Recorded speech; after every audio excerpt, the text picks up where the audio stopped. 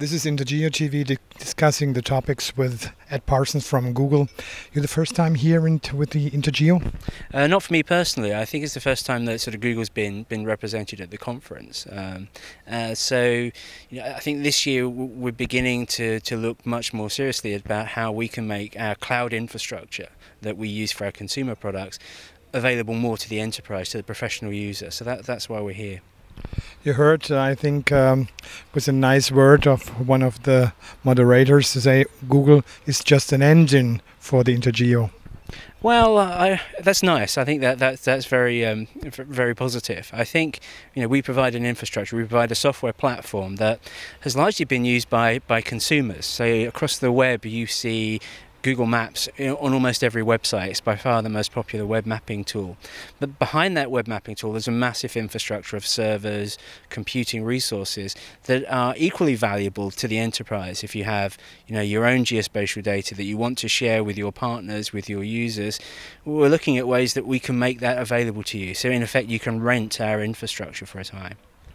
You're at home all around the globe, but if you discuss Germany and its development in this market? Germany is hugely influential in geospatial sense, and I think there are two poles, if you like, two aspects. One is the surveying heritage here in Germany, and you have a show like INTERGEO absolutely represents that historically. So you have all the big surveying companies here, many of them are German. But then there's a growing element of the geospatial industry here in Germany, which is around open source solutions and open source data. And by far, Germany leads the world, I think, in open source technology. And I think many of the innovations of the next few years will come from that community.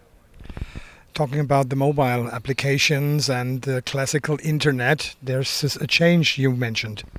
There is, and we're seeing this change happening. We expected it to, but it's happening perhaps more rapidly than even we imagined. And that there are times now where more people are accessing Google Maps via mobile devices than on their desktop or on connected websites and things. So, I think our future is going to be a mobile future where everyone will be accessing geospatial data on their mobile device as they move around. And there's huge advantages actually in that. Those devices in many ways are more intelligent than a desktop computer. They immediately know where they are, and they can use that context to